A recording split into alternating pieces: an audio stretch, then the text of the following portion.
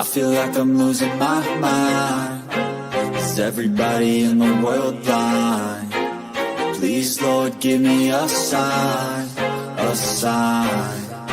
I feel like I'm losing my mind. Is everybody in the world blind? Please, Lord, give me a sign, a sign. I wanna be the greatest. Everybody on the fake shit. I look around and feel like everybody is the fakest. I make this every day and I'm impatient, hoping one day I blow up from the basement. Statement, the top is so vacant. I don't hear shit that I think is amazing. Waiting for my day when I'm playing sold out shows for 1,000 faces. Hey, give me that crown, get in my way and to be put down. It ain't your place, all this my town. If I want that shit, then I'll get it right now. I'm losing it, the noose it fits. I'm losing shit, a stupid myth. You choose to live or choose to dip. You choose to fight or lose your grip and lose a gift. I feel like I'm losing my mind. Is everybody in the world blind? Please, Lord, give me a sign, a sign. I feel like I'm losing my mind. Is everybody in the world blind? Please, Lord, give me a sign, a sign. Yeah. There's no mercy in this world, just hunger-thirsty persons in different versions. Each new update, that shit worsens. Why?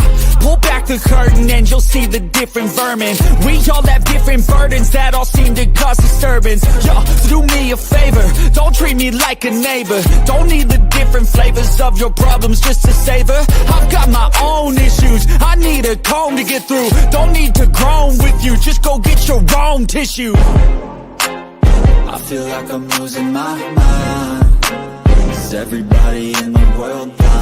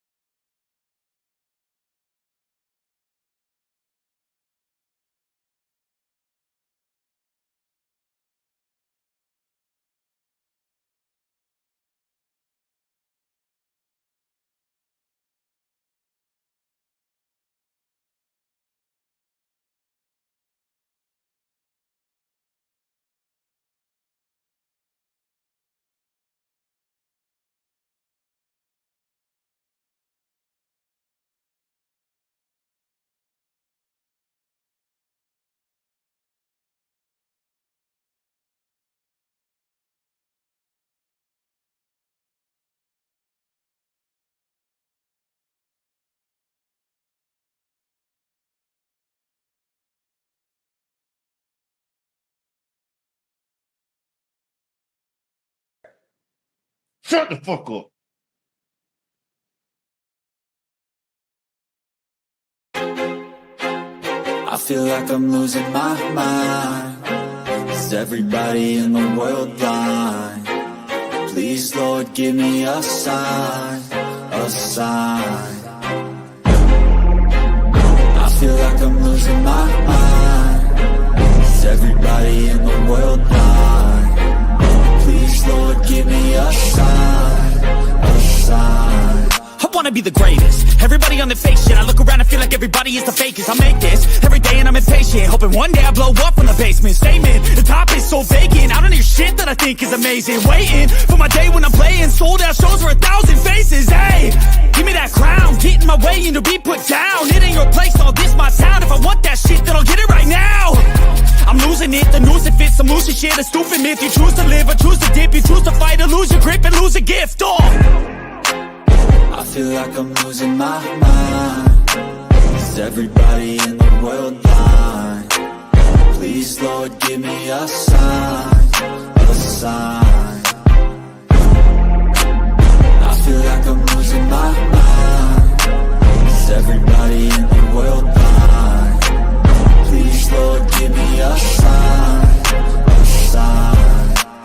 Yeah, there's no mercy in this world, just hunger-thirsty persons in different versions. Each new update, that shit worsens. Why?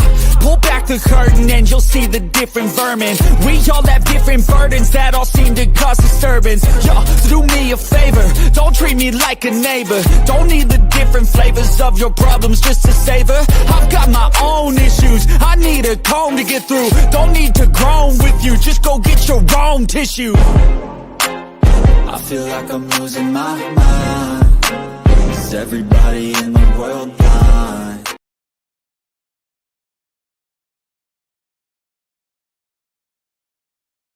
Ladies and gentlemen, welcome to another episode of the Barbershop Talk. Listen, guys, I'm so glad that you're here. I see that you're here. So, hey, go ahead and put your name, put your comments in the comment section so we can get this thing started and let's go over the ground rules of the Barbershop Talk. Let's start with Cedric first. Cedric, what are the rules? Wait.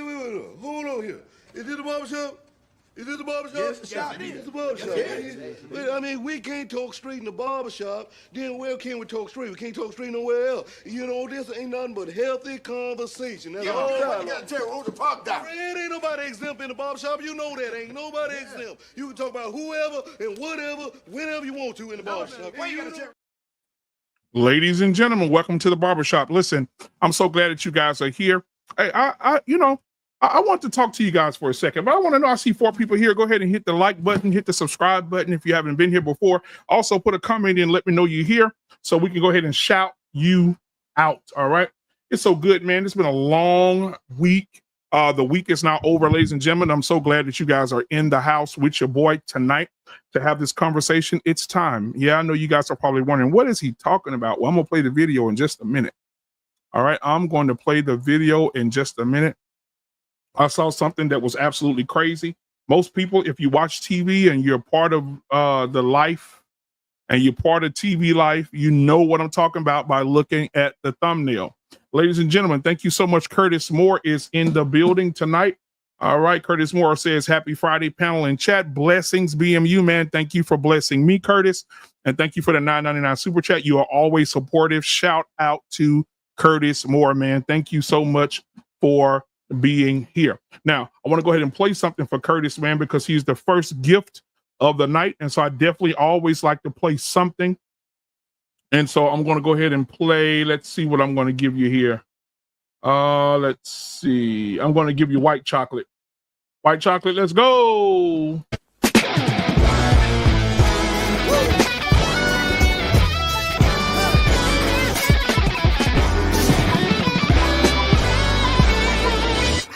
I got a red room, it's the red dawn when the sun sets in my bedroom. Oh, it feels like I'm inside a flower. It feels like I'm inside my body. It feels like I'm inside a flower.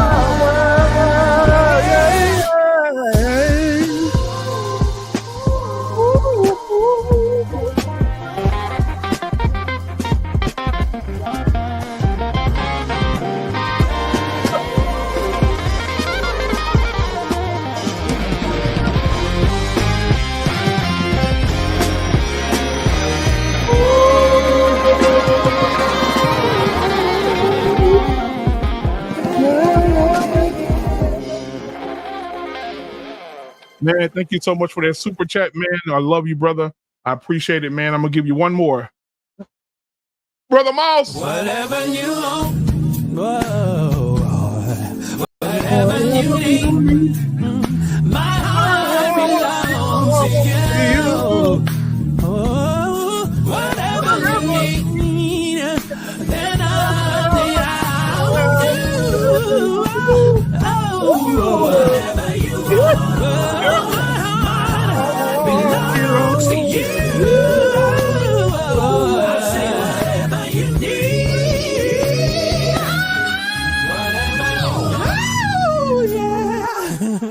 Whatever you need. Yeah. My heart. My heart belongs to you. Whatever you need. There's nothing I won't do. Whatever you want. Whatever you want. My heart belongs to you. Yeah, that's what I'm talking about. All right, man. Thank you, Curtis Moore, man, for your $9.99 super chat, man. I appreciate it, guys. If you want to give and be like Curtis Moore, you know exactly what to do. Hit the like button, hit the subscribe button, hit that button down there at the bottom where the super chat is, and show your boy some love. Don't tell me you love me, but show me you love me, because we're about to have a great conversation tonight. If you would like to come up and be a part of the show tonight, you are welcome to come up. Make sure you have your camera on, because I think when standing on business, we need to see the person who is. All right. I appreciate you guys for being here tonight. The link will be in the chat momentarily. If you do want to come up, it'll be there in just a few moments. Oh, there it is. All right. Let's see what we got here. All right. There's nothing I will do. Whatever you want, my heart belongs to you. Whatever you need, there's nothing I won't do. Whatever you want. All right, guys, ladies and gentlemen, the link is in the chat if you want to join. The link is in the chat. It is pinned in the chat. If you want to join the show tonight, please do so. We'd love to have you on the panel with your boy. All right. So, guys, I got this video that I want to show you guys, and then I want to talk about it. I definitely want to talk about it. Let's see if I got it here. Let me go to my home here. There it is right there. Let's see. I think I got it. Mm-hmm.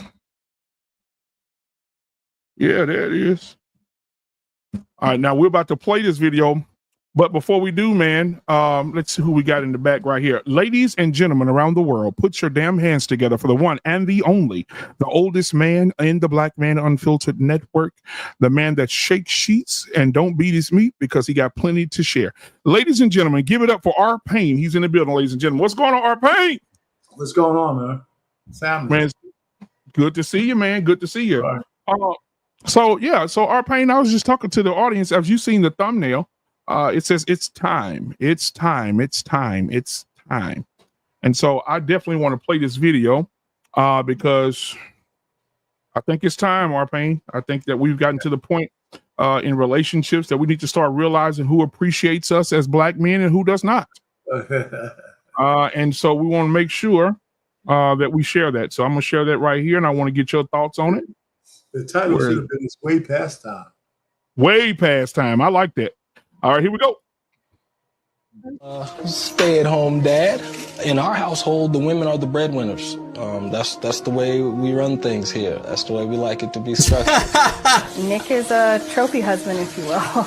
We prefer it that way, right. Honestly. Like, I would go crazy if I was at the house all the time, and I pride myself on being a breadwinner, and Jenny's right there with me. I am a manager at an organization company. Jen is management in an IT company. Jen and I make more than enough money by ourselves. We don't need that. We don't want that. Let me just say this right quick. Yeah. If you look at a chessboard, the king doesn't really move much. He just moves a square at a time. Meanwhile, the queen, she's all over the board. Okay, the queen's got all the power. The king just kind of holds this is wild, bro. I am a stay-at-home dad. R-Pain? Is there more to this fucking travesty of life? Is there more to it? Listen, man. The guy, first of all, it wouldn't be so bad if the guy wasn't grifting so hard, man. I can't get on. I hear what he's trying to say. He's got the fat chick. He's got the big back. He got a couple of chicks. He's bagging them out. He's living his life. He's living his life. And then he just going along with it. Oh, I'm a house dad. Yeah. Every time he says it, I'm feeling through the screen that he's saying, God, He says he's a trophy. They say he's a trophy husband. Trophy husband. He said, man, how did I know this swinging this Johnson can get you so much? You know, that's it. You know, man, that's funny. That's funny. He doesn't listen. I don't believe he believes a thing that he's saying. He's just going along with it for as long as it lasts. Yeah, I think now I think that I've been watching him and never gonna following. be the norm, though. You know that. Yeah, I've been watching him and following him, and I just found out that he just married a third woman. It's another girl in there. She's younger, and she's younger. And so he has an older woman, a middle-aged woman, and a young woman that's taking care of him, and they love doing it. They even talked about the sex and how they allowed each other the moments to have moments with him and have sex with him, and they have a lot of respect for each other when it comes to spending alone time with him. And so, I mean, Arpain, is it time? Is it time for men to seek what it is that this man is living? Or, I mean, if you had a clip of Neo and his three whores, chicks, his three chicks, right? If he had, Neo and his three, because I mean, I don't know if it's time, but first of all, it's not. I hear it, we're talking Isaiah 1 and all that kind of stuff. It's not. I don't think it's going to be the norm, man. Most guys can't even handle one chick, man. These women have made a deal with themselves to be with this guy, right? It's not even his. It's not like it's his doing, right? If these women have decided that, you know what, instead of being out in the street, I'm gonna go ahead. I got at least, if I'm gonna get my rocks off, I got a guy that's safe, right? The chicks with Neo, right? If I'm gonna do it, this is my thing. I don't know if these chicks are fooling around with any men on the outside. I wouldn't be able to. I don't know if I would say the same thing about Neo's girls. Yeah. You know what I'm saying? But the fact is, I mean, women are cleaving around the guy. For them, he has the money. For this guy, the women have the money, and he's just doing his service. So it's never going to be like that. I mean, come on, half the guys can't even talk to women. Most guys can't. Too many guys can't even talk to one woman. I don't think that'll ever be the norm. Ever. But I mean, it's good. It's a good conversation piece. I mean, some men will say he got lucky. Some men will say he's outside. I mean, what's that called? Polygyny? Yep. They love that man. Yeah. Especially that big one. She'll do anything for him. Well, Miles said, I'll be surprised. Listen, man, it's very few men living their life like that. I mean, if we talk percentages, I mean, it's not like it's unheard of, right? This guy's not unique in what he's doing, but let's explore when you say it's about time. Is it time? Is it time for what? Is it time for men to try to set themselves up that way? Yeah, look, is it time for women to, since women outnumber men, is it time for women to realize, hey, listen, I may not get a man, and sharing one may be the only way. Well, you know what? The women are sharing men anyway, but it's like plausible deniability. Before some of these coyotes will actually admit to sharing one guy that they have to succumb to in a household where it's him and them three. Just think about the typical hyena. And how is that going to work? They might be sharing that guy, anyway, but not in some kind of unit. They don't even know how to bond with anybody. You know what I'm saying? I mean, if you can't take the mentality of the women that we have now, if we're talking about black women, the 92%, and think that they would, I think they'd rather roast in hell than doing that. Not that they ain't sharing the guy, but make it public and say, yeah, here's one guy. I'm working my ass off. These are the bitches who don't want to do 50-50. They're going to say, I'm working my ass off just because this guy is swinging some Charlie. I'm going to be in the household. I'm going to come home and then, he can sleep in one room A, one B, and C. I just don't see that happen. The mentality of the women will have to change dramatically. And if it changes that much, they might as well just become traditional again. I'm just thinking, I'm trying to extrapolate the modern way women think. They share men, but they don't share men in unison with other women. They share men by happenstance, right? Because they all want the same kind of man, right? As long as I don't, as long as you stay out of my business, right? You could have this guy. I didn't know you were dealing with him, but hey, you know what? I'm just part of the rotation. I'm kind of rambling, kind of putting it in some kind of thing, but I don't think the women will ever go through, not in mass, and I don't think the men,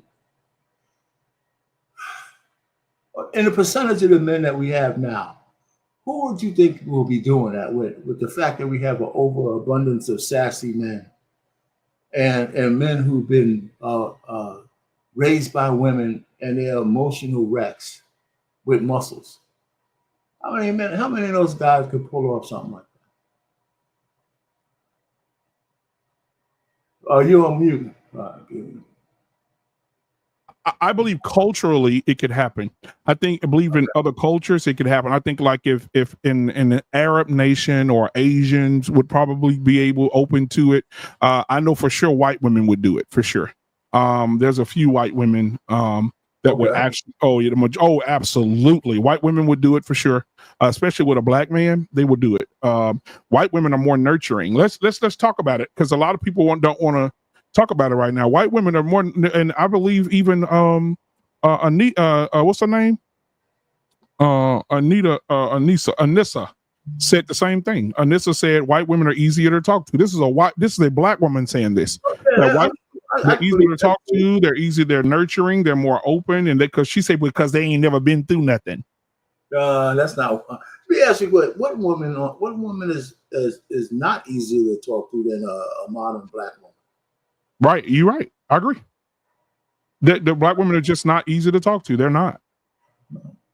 And I hear a lot of people saying, "Oh, women, you should be." I heard a pastor say Sunday that men should be more vulnerable with their women. I said, and I was offered the opportunity or opinion. I don't know if it's going to be this Sunday. I have to reach back out to him because he did call me. I don't know if it's this Sunday or next. But a pastor reached out to me and said he watched my YouTube channel, and since it's Men's Month, Health Month, they're going to talk about men's mental health, and he wants me to be on stage and he wants to question me in front of the congregation about how men are being treated by women. I'm gonna light their ass up. I'm not gonna hold no. Listen, when I tell you I'm not gonna hold any punches, brother, I'm not holding out of one. Oh man, I can't wait. So I'm gonna reach back out to him tomorrow because we need to make that have a video, and I'm gonna have somebody video on the whole thing. Yeah, because I definitely need to see that. Yep. Yeah. He said he's gonna have me on stage, and then he's gonna have another guy with an opposition on the other side. That's fine, which I'll eat his ass up too. He ain't gonna be ready. But I was listening to Brian McKnight today. What's going on with him? His son had prostate cancer at 33. He just died at 33 of prostate cancer. Passed away. Oh wow. Okay. And but he was distant from his son. Like his son him and his son were estranged because he was having mommy issues because mama presented daddy in a horrible light to his children, and they hated him for it. And so he didn't want anything to do with him. And he found another woman and got remarried, and the children really got mad when he married an Asian woman. Right. But now they're dragging him because he didn't go to his son's deathbed and be there for him. You know what, man? I think some people need to try to find a way to ignore the social media, man. Right. No matter what they say, after a while, man, the news cycle keeps spinning, right? And the more you respond, the more you keep shit alive. Yeah. You know what I'm saying? So, listen, he's estranged. He's not the first man who's estranged from his children. So it's like he's not like breaking new ground just because he had a name. Sometimes, I don't know I don't know all the story, but the kids were spoiled, man. They wanted money from him. I heard he was like paying for them all the way into their late 20s. Yeah, he got them an apartment, and when they started bad mouthing him online, he brought out the receipts. He showed the lease. He told them, when this lease is up, I'm not renewing it. You have until this lease is up to be on your own. You're grown men. You're 30 and 25. You're grown. Yeah, so I don't know, man. These people are tripping, man. But everybody's dragging him. You know, everybody's dragging the man, saying that Brian McKnight is horrible. He's a horrible father, and we're gonna boycott his concert. Well, so here's the thing. It's not. Well, here's the problem, right? It's not everybody. You know, it's the people who are vocal, right? And it seems like it's everybody because the people who are vocal negative, they speak the loudest. We don't know what the numbers really are. I mean, most people don't. You know, most people probably don't care. Right. You know, so if I don't care, I'm not going to say anything one way or the other. And you know what else pissed me off and rubbed me the wrong way? I was listening to what's the young lady's name that played the Little Mermaid, the first Black mermaid? My girl Hallie. Hallie, yeah. Everybody is her and her baby father are going through some things right now, and he gave text messages to the court, but somehow, you know how it is when it's a celebrity, somehow the text messages got leaked. Well, he might have leaked. Right. And Hallie, in the text messages, she was talking about hurting herself, hurting the baby. Yeah. She was talking about hurting him, killing herself. He got granted a restraining order against her. So, yeah. And so, but guess what? Once they were talking about this on the Ricky Smiley Morning Show. Yeah. They were talking about this. What other show they were talking about this on? And it pissed me off. Oh, you mean the slant that they had? Oh my God. They were saying, but she just had a baby. Oh, the Breakfast Club. She just had a baby. He need to understand her more. No. He need to be more understanding. And I was so confused. Baby, and she didn't just have the baby. Here's the thing, man. The BMU, man, listen. First of all, she shouldn't be allowed to take the kid with her to across the seas. Exactly. It don't even have to be that way. If I'm here, let the kid stay with me. She can go gallivant and do all that shit. What she's gonna do is give him to somebody else when she's working. Exactly. You know, so I'm saying, why do we have to, she's being vindictive against this guy. Exactly. It's questionable that he ever touched her, right? And in her first allegation, and now with these text messages, she's, going to believe that she'll make some stories up. Yep. It's mental illness. Well, here's the thing, man. Here's the thing in her favor, right? I think people ain't really thinking about this too much. She had a chance to be a mega star. She had a chance to be a Disney, one of the biggest media companies in the whole world, if not the biggest, a star for them. And she let this asshole shoot up the club and have a baby and blew it all. It's her fault. But the fact is that it was a trade, right? I'm going to trade my future so I can have a kid and me and you are going to raise him. Probably not the best deal, but when that shit went sour, then she said, what the fuck did I do? Right? She could have had DDG as long as she wanted, as long as they didn't have no kid. Yep. They'd probably still be going together. Yep. Right? And be a starlet. And him be a mega streamer. When she made a choice to let him, and it's her fault. Yeah, broke the club. It's her fault for letting him do it. Right? I mean, he's going to take sex from a woman any way she gives it, just like every other man. Yep. And and she put all her future on the line for this dude, and it didn't work out the way she wanted, and so now she's crazy. Well, that's how I see it. So listen. So it manifests itself in all the F shit that she's doing with him, trying to control him through the baby, and that's the way I see it, man. It's enough time for us to keep. I give her a little bit of grace because of what she gave up to be a mother. I'm I'm going to listen. Let me tell you something. I'm going to play a little bit of this. This is our boy on the celebrity jump. And I'm going to play a little bit of this. Who was with it? You got talking about my O'Shea? He was talking about the couple. O'Shea's good, man. O'Shea's crazy. Oh, man, look at this guy, man. Shit. Let me see. Let me pull it up. Ladies and gentlemen, my boy JT is in the building, ladies and gentlemen. What's up, JT? What's happening, fellas? What's going on, man? Where you been hiding, man? Where you been hiding, brother? Man, it's been a lot going on, bro. It's been a lot going on, man. I hear you. Yeah, I had my grandfather that came in town for a funeral. Man, damn, you still have a grandfather? Yeah, man, he's 98. So yeah, so he's here. We're supposed to be celebrating Father's Day because he's leaving earlier, so we're supposed to be tomorrow celebrating Father's Day with him. Man, that's cool. Shit, Yeah, that's nice. get the family. But he was here because one of his brothers had passed away. And it's only him and his other one out of, I think they had like 14, 15 of them. And now they down to 2. Yeah, man, I have my stepmother's sisters, one out of, like, they had 10 of them. They have a vintage picture of all of them standing together. Mm-hmm. She's the only one left, and she's like pretty much, I think she's 90.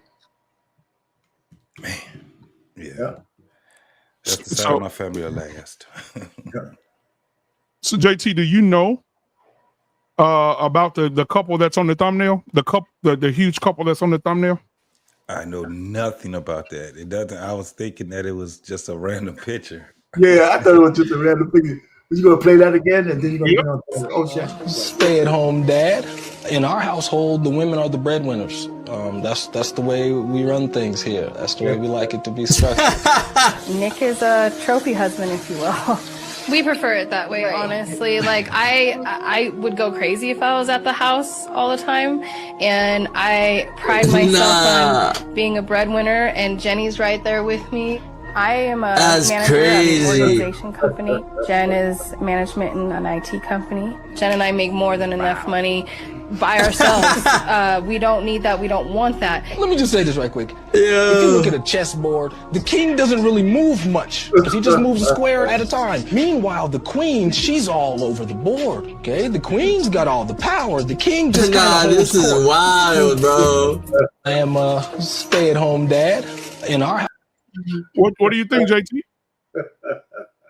What in the beta male? That shit is wild. Now, hold on a second. I want to share this with y'all. Let me share this screen real quick because O'Shea did a video on it.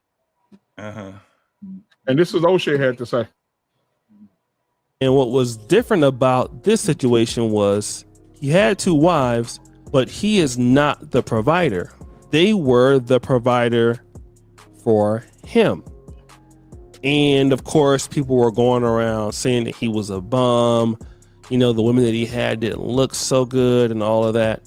But now there's another third white woman in the picture. And they all work while he stays home and takes care of the kids. Now, this is an interesting situation because most guys in polygamy are the provider, and obviously he's not that. But in the same light, he's black, married to all white women, and for a lot of black men, this is a very interesting turn of events.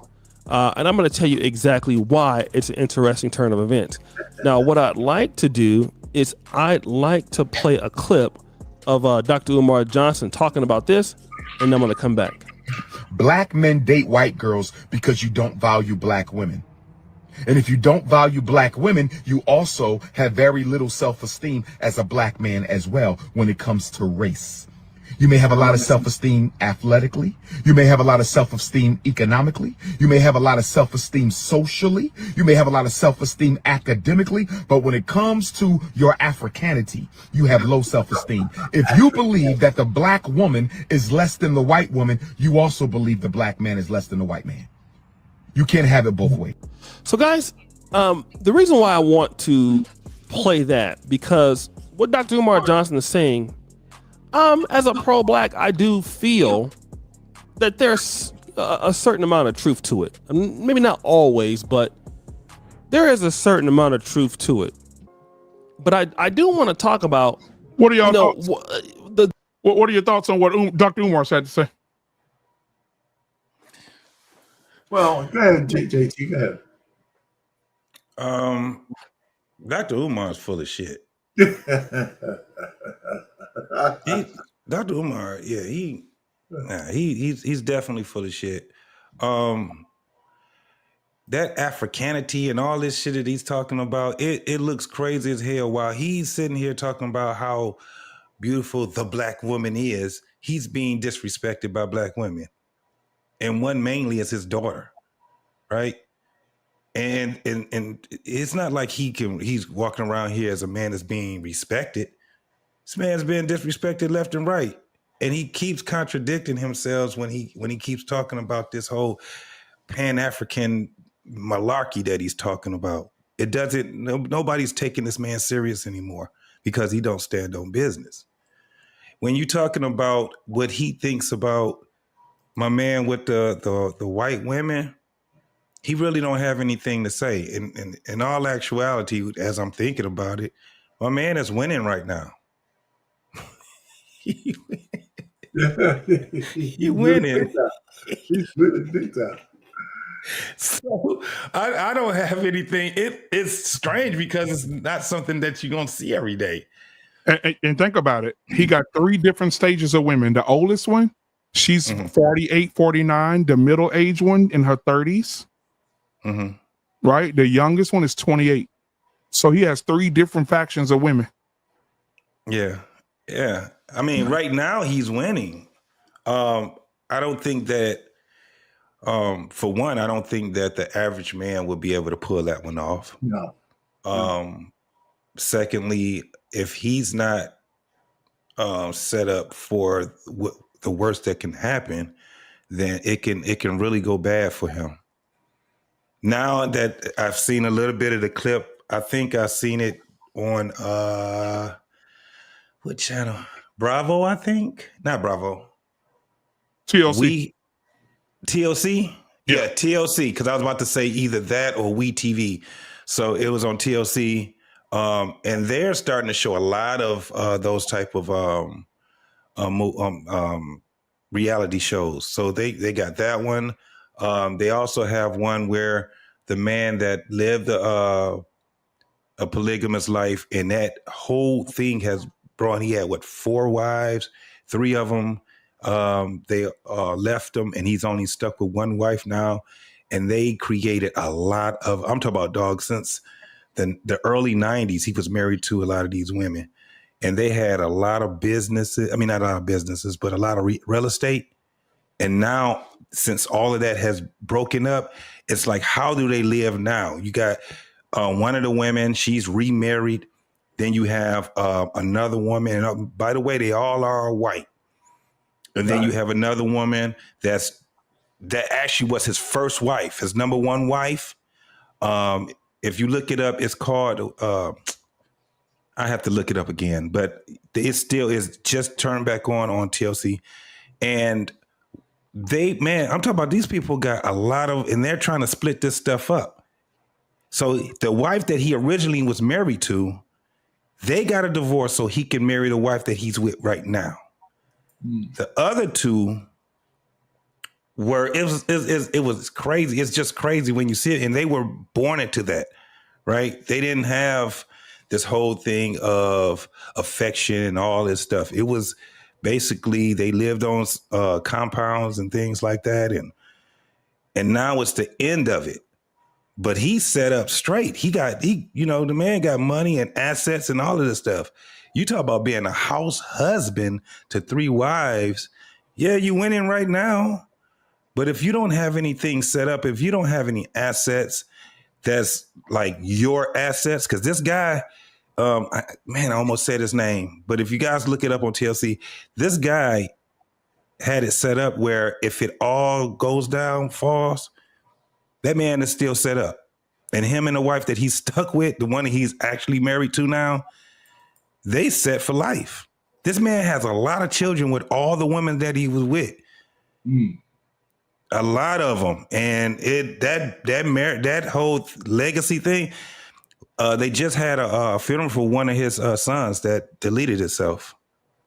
And so they had to get together and stuff like that. And man, it's not what people think it is.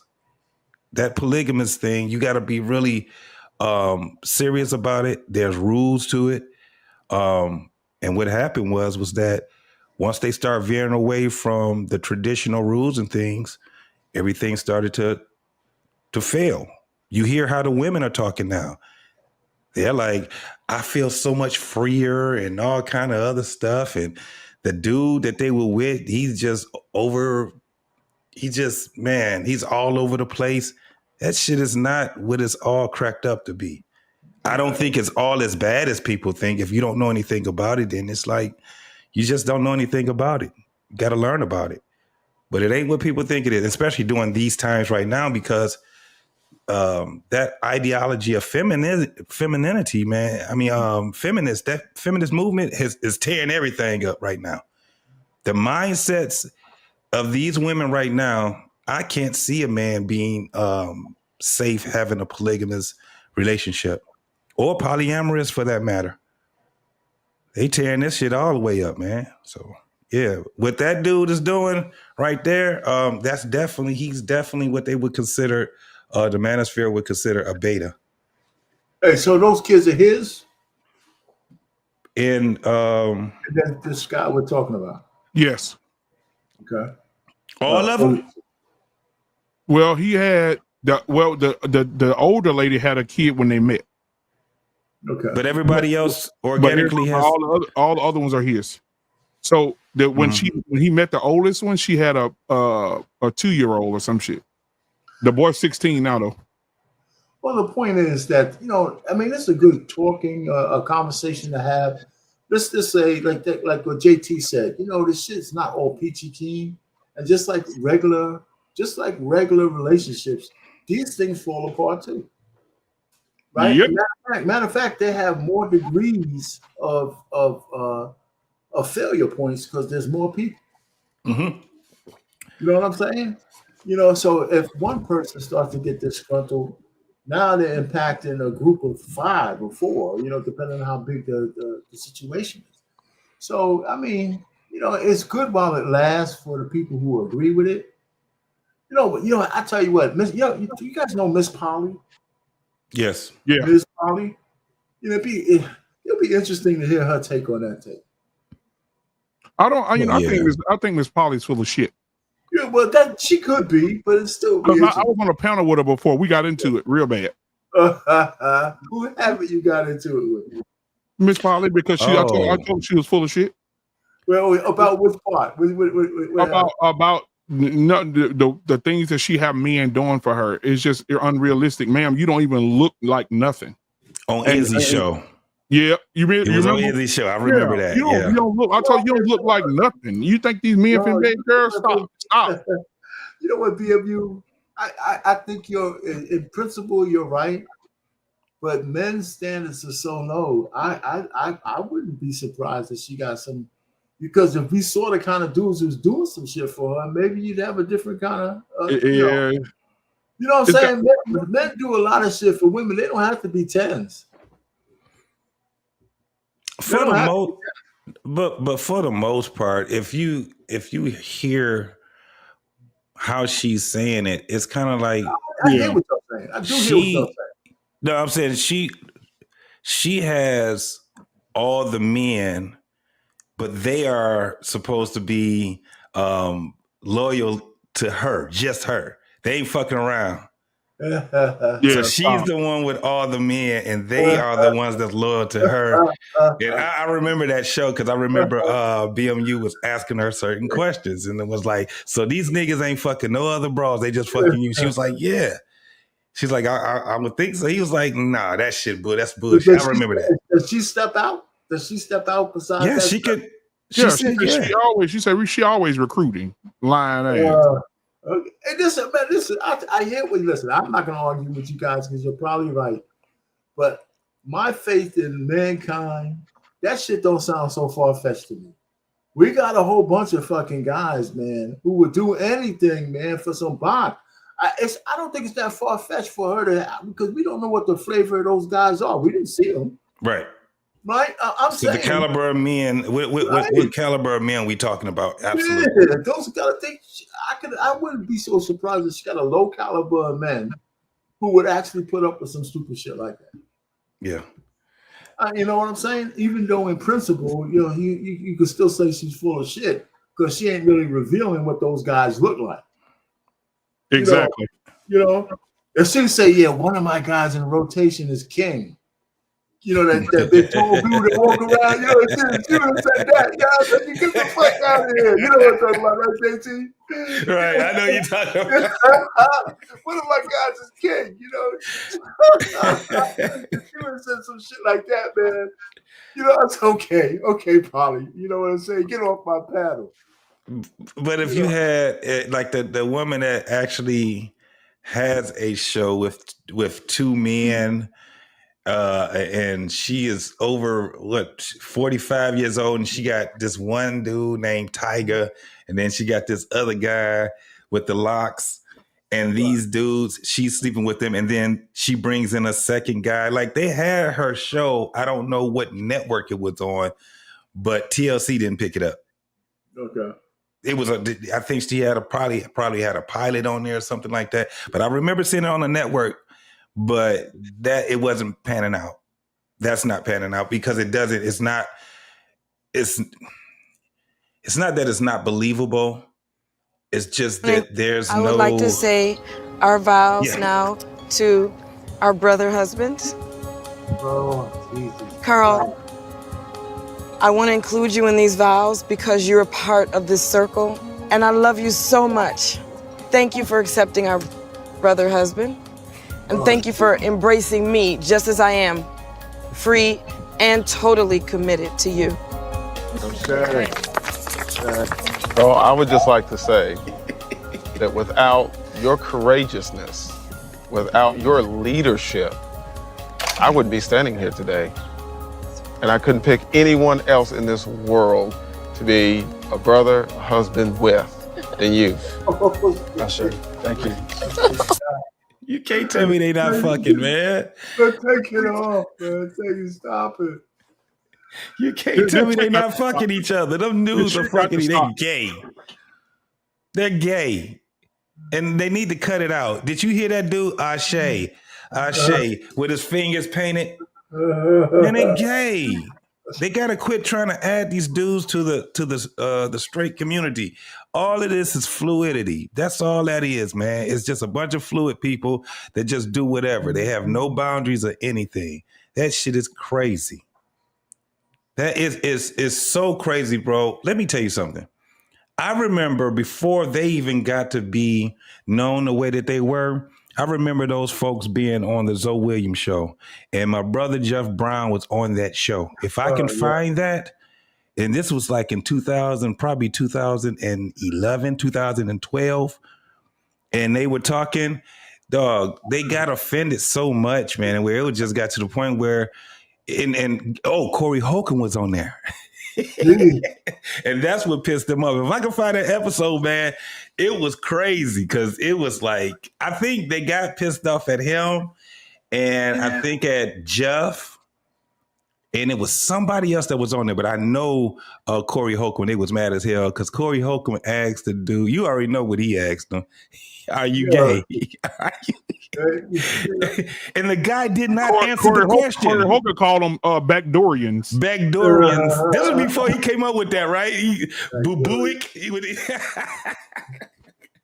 That's funny. I just remember that. I remember them on there, and then I seen them, years later. I was like, I remember them on the So What morning show, man. Salute, brother. But that is so crazy to see a man talking to another man as if that man is his husband. Like, it's nothing believable about the men they're not straight. Yeah, they're you're not gay. straight at all. You're gay. I want to ask, how long are you gay? Yeah. Why are you gay? What did I pop into, Paul? Yeah, man. Why are you gay? I'm gonna pause for a second, guys. Welcome Rogue's son to the show tonight. Also, guys, the joke of the night is two of them. My son said I had to tell them. What do you call a pig who knows karate? Anybody want to guess? A pork chop. I didn't want to laugh. Don't make me laugh, JC. God damn it. That's good. Oh my God, man. But yeah, man, we dealing with a lot of the backdoorians, bro. It's a lot going on with the backdoorians. I'm just in the thumbnail you have white bitches and a brother. So what we talking about? Yeah. Well, what we're talking about is it's time. Listen, this black man is being taken care of by these white women. That he's married to all of them. It's three of them now. He has one that's around 48, 49. One is in her 30s, and the other one is in her late 20s. All right, he winning. And they go, yeah, he's winning. That's what I see. He winning. He's winning. No, the thing is, look, three women make more sense than one woman. The thing is, you're going to, all right, so your woman always believed that you possibly could be cheating on her. That's because she know that you can handle more than one woman. So that's two right there. You're just going to defaultly get another woman. That's three, and potentially another just from the from the environment. You know what I'm saying? Now I don't think it's just supposed to be some dating thing, but like you said, homie married them, so he made them sister wives. He's powerful in that. Is people hating on them simply because you know what I'm saying? They pilgrims. Yeah, they're hating because the black women are hating for sure. That's what we were looking at in the video here, which I'm going to pull back up. They're hating, especially this guy right here. But listen, the issue here with Mr. Davis, and the issue is, it's not even that he has three wives while he's not doing anything. I mean, I don't necessarily agree with that, but clearly he has women that are making more than him, and he's still getting the respect as a man. That's why he's able to add on more. He's able to lead even though he's not the breadwinner. This is something in American culture that you don't really see. You're definitely not going to see it in the black community. And I just want to talk about that because that is where we're always going, right? Dr. Umar Johnson has talked about, if you're a black man, you're not, you're selling out, dating other women. And I mean, I can understand what he's talking about, and I can definitely get what he means. Like, I understand it. But being black don't win out. But in the situations where, let's say, for example, a black man might not be as educated, but let's say, for example, he's in the blue collar, or you have a woman that, feels like he's doing better. We've seen too many examples of black men feeling emasculated for the fact that, this woman is doing better than him in some form or in some way. Whereas in this case, and although I do not agree with the setup, I believe as a man, you should never let a woman take care of you. I don't care who you are. I just believe that. But look at this situation here. And I'm not saying that every woman is the same. But what I'm finding out is for black men who are dealing with other ladies in different cultures, they seem to have, they get more respect, even if they make less, from other groups for the fact that they're still men. They're more likely to be able to still have a leadership role in the house. And can we be honest and say that a lot of black men in America, hell, even if they are the ones that are leading in the house, are making the most money. It's hard kept to see that these guys are still getting the same sort of respect. And when guys see this, I don't think guys are looking at this saying, hey, I want to be the next black man with like 3 wives also. I don't think guys are looking at that. What guys are looking at this and saying, well, this is a vindication of what I felt, that outside of black America, I'm going to get more respected in white America or in other groups of the communities, right? That if I go to. And here's another thing in the room, the elephant in the room. Black men like to size other black men up, although we don't want to say it, right? We're looking at this guy and, we're looking at his mannerisms, how he talks, how he acts.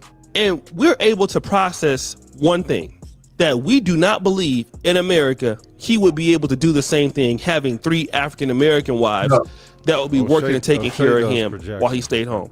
We all as brothers are saying, ain't no way in hell he could pull that off in black America. He just could not. If he didn't do that route, if he didn't widen his scope, he would be a dude married, if that, to one woman, if that, or not divorced. That's O'Shea. I agree with that. Yeah. I said that myself. Yeah, man. Listen, you know what, man? I tell you what, it's not so much the white women, and I'll be real quick. Black women actually have priced themselves out of the market. Pretty much. They pretty much price themselves out of the regular market. Because they all... Well, not according to Tyler Perry. Nissa's in the chat right now. Nissa sent me a message today talking about Tyler Perry, Taisha Perry. Taisha Perry is paying women what they deserve, and I can read it. I can read it to you. So they're not priced out of the market according to Tyler, because he's paying them a high amount of money. Now I got a Nissa's message here. Well, that's not what I mean, though. To keep the scopes alive. Oh, I just wanted to throw that in there though, because I'm being petty.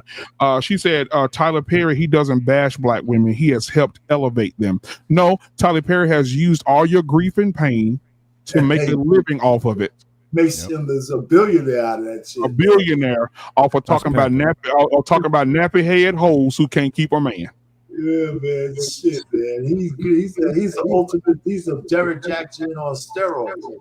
Yep. But the fact is, the thing is that they want that much attention. They accept toxic attention. Oh, yeah. They accept toxic intention. Yeah. So she said, She said, I applaud anyone willing to pay black actresses what they are worth. White actresses making millions and black ones making thousands. Listen, those white actresses, Anissa, they make better movies. Facts. I'm just being real. Facts. When you think of Fatal Attraction, who you thinking of? Give me a movie where a black woman was a lead in it and it was great. I'll wait. And it was great. Woman King.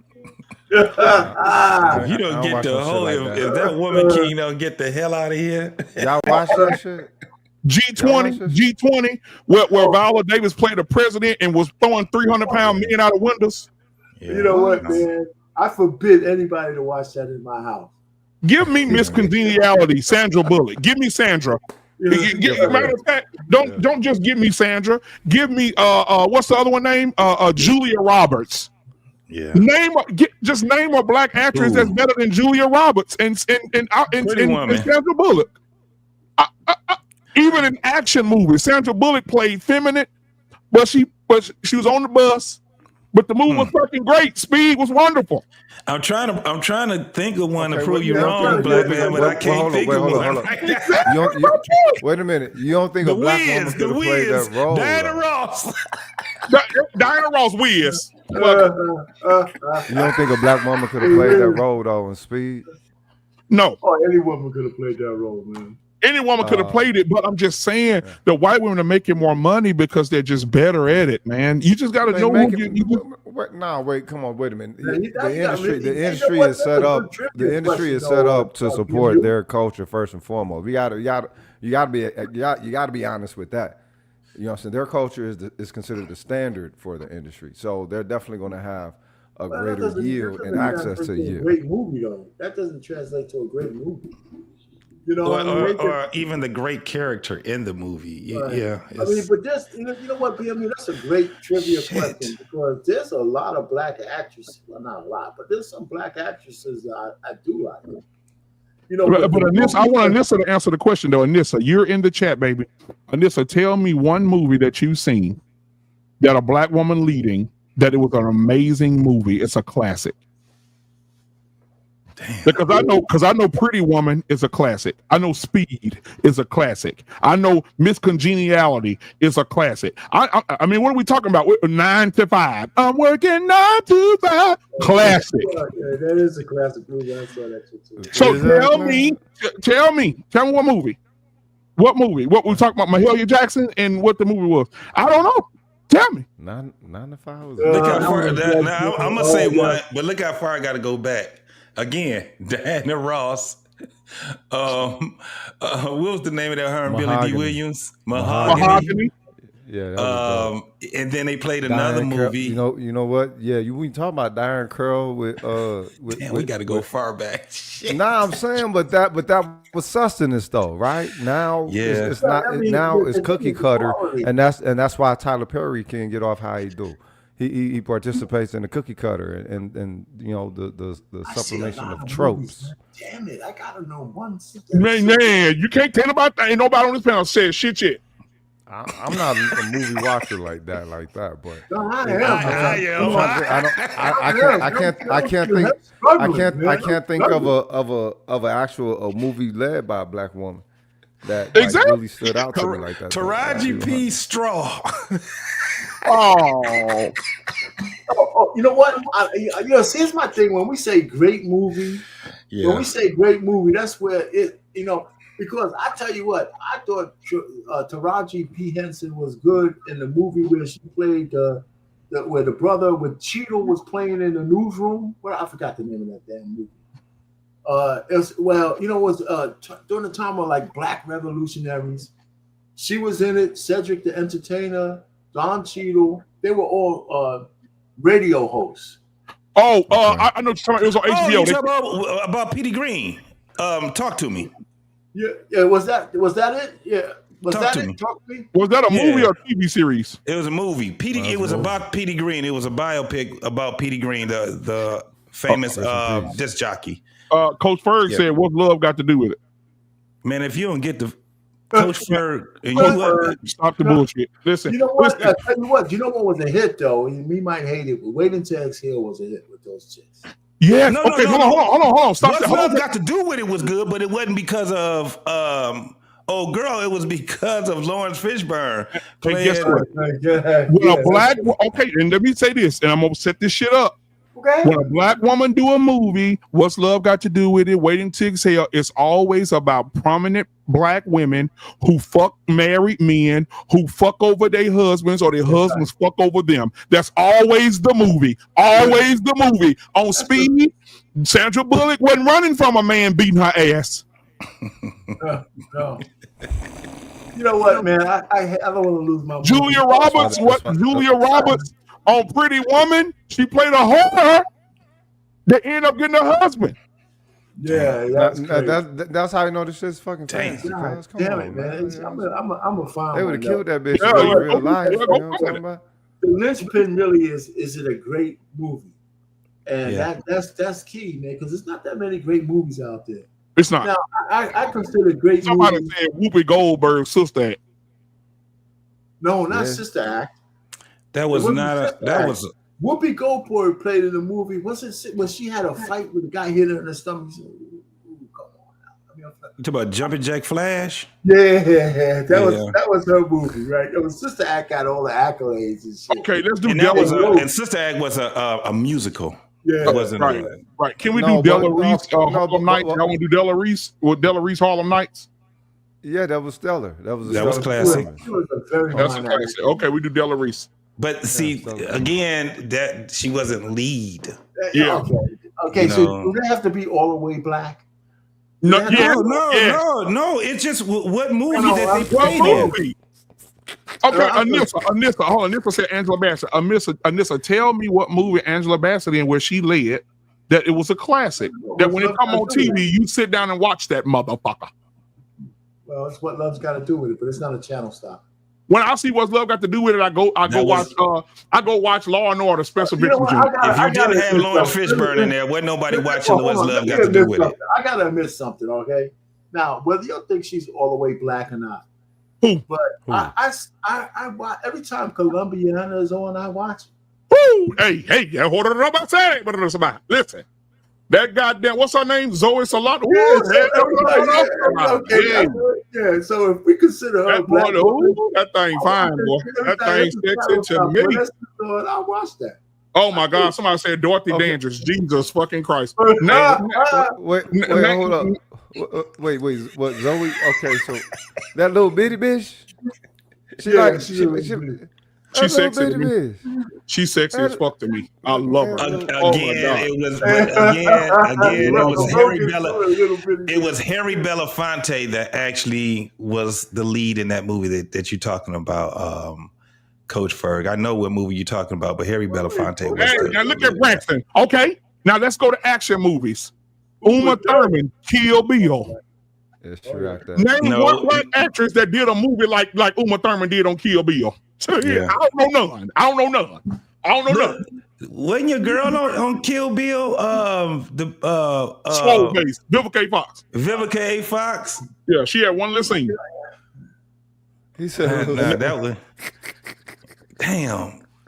You said something right there about black man. I'm trying to tell you, ain't nobody telling me nothing.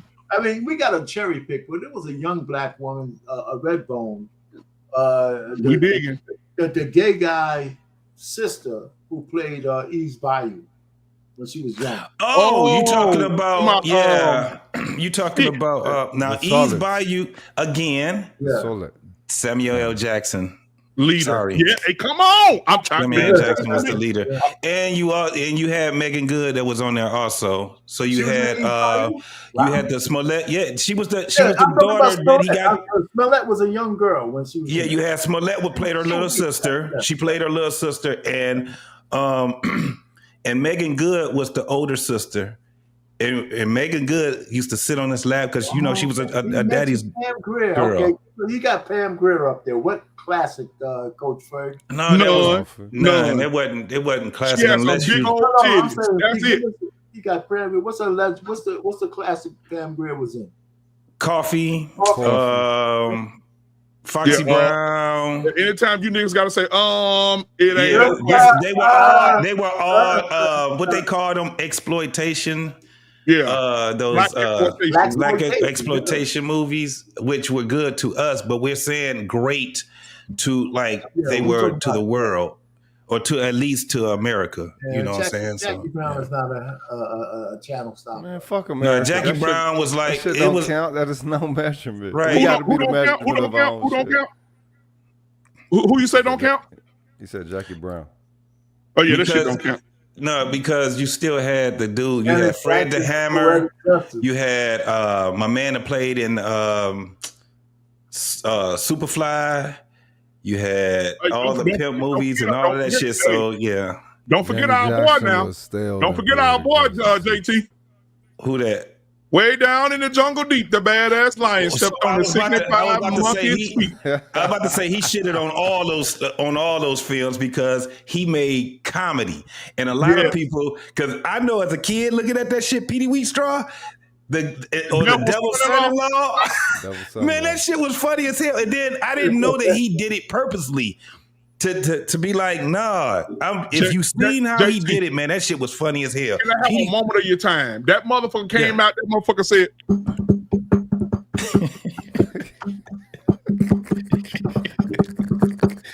that motherfucker came out that shit on. That nigga said, way down in the jungle deep, the badass lion stepped on the 65 monkey's feet. The mother said, motherfucker, can't you see why you standing on my goddamn feet? What? The lion said, I ain't heard a word you said. But if you say 3 more, I'll be stepping on your motherfucking head. Come on, man. Come on, man. Classic. He came and kicked all them niggas in the head when he came out with all those, because the shit was so funny. Drive, nigga, drive. When he was doing shit like that. And then when you heard him speak, he didn't even sound like this. His real dialect was more articulate. Yeah. It was like, damn, all of this was a, you know what I'm saying? It's how he told the story. Yeah. Because he started out like, way down, and he started out like that. Yeah, but then he calmed down. Now the monkey lived in the jungle in the oak tree, bullshitting the lion every day of the week. Where every day before the sun go down, the lion would kick his ass all through the jungle town. But the monkey got wise and started using his wit and said, I ain't gonna stop putting up with this old ass kicking shit. So he ran up to the lion the very next day and said, oh, Mr. Lion, there's a big bad motherfucker coming your way. When you meet, it's gonna be a goddamn scene. And whenever you meet some badass, it's bound to be. He said he's somebody that you don't know. He just broke loose from the Ringling Brothers show. You know, how many times you see that fucking movie? No, that's rapping. Listen, man. Black man has an old soul. He has an old soul, because there's no fucking way you can tell me that you had to really. Listen, bro, I can do the whole fucking thing. My daddy, bro, would listen to that shit when we would sleep at night, and I used to sit in the bed and laugh my motherfucking ass off. Oh, that's cool. You had a cool dad, cuz. You got a cool dad. Man, my dad used to listen to that shit, bro. I used to laugh my fucking ass off. Yeah, somebody said Willie Dolomite. My dad used to listen to Wanted by Richard Pryor. Man, my brother was sneaking good shit, bro. Yeah, that was one of that Wanted was so damn out cold, man. And the album they put a lot of money in it, man, because it was an all white album, and it had like the Braille-ish type of thing to it, and you had him in gray drawn on it. Yeah, I used to. Hold on, man. I gotta do my favorite part, and I'm gonna stop. Gotta do my favorite part, and I'm gonna stop. Rock, nigga. Shit, go ahead. Okay, I gotta do my favorite part. He said, let me get my shit together. He said, baby, he talked about your people in a hell of a way. He talked about your people till his hair turned gray. He said your dad is a freak and your mama's a whore. She spotted running through the jungle, selling asshole from door to door. Yo, it was those party records that showed the trauma that black people was dealing with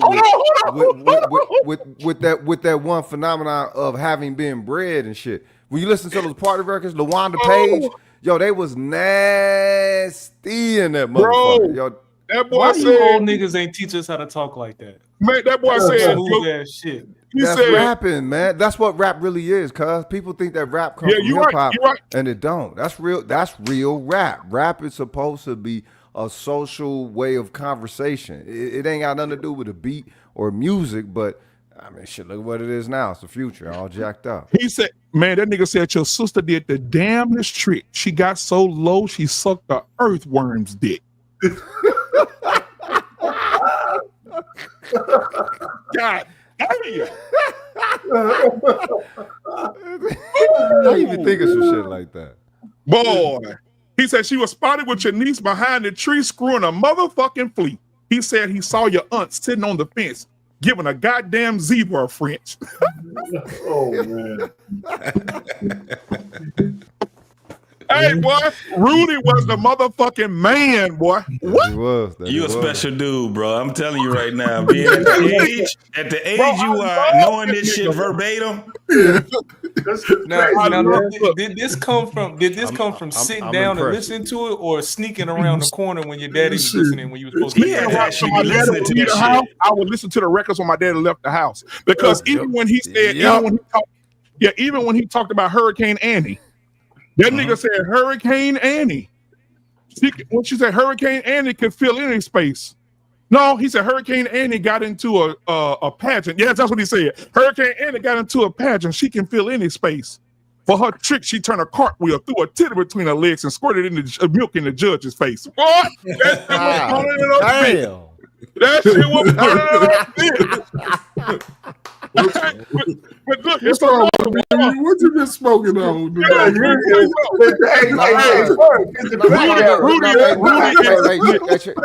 lives to this day. That if you ever listen to Sugar Free, that lives to this day. That style of rhetoric, it lives to Hey, this you know day. what, bro?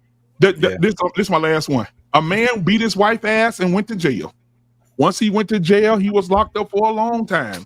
Somebody brought the man a letter and said, your wife is still cheating with the man that got you put in jail. The man got so mad and so furious, he broke out of the jail and jumped the fence and started running. The guard said, we ain't chasing out there, that motherfucker. Let the goddamn cheater go and he'll catch him. The cheater chased the man jumped one fence, the cheater jumped the other one. The man jumped the second fence, the cheater jumped the next one. The man jumped the third fence and the cheater jumped it. The man got to a wall he couldn't jump. He looked back and saw the cheater running full speed. He got on his knees and started praying, Lord, help me. The cheater came right beside the man and got on his hind legs and looked up to the sky and bowed his head. The man looked over at the cheater and said, are you praying too? The cheater said, hell no, nigga. I'm saying grace. I'm about to eat your black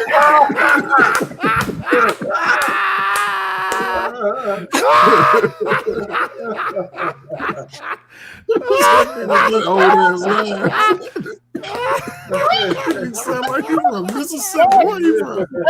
Bro, if you put me on some Rudy Ray, nigga, I would get in front of a crowd, nigga. I know that shit verbatim, nigga. You do, and that's why I'm tripping.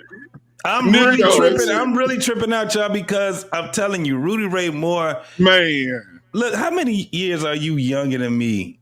And I can tell you right now, I used to listen to that shit, but it was basically for my parents' generation, man. They were the ones that it was for. And I was young when that shit came out. That's what I said. What year did that come out? Let me look it up. It was like in the 80s.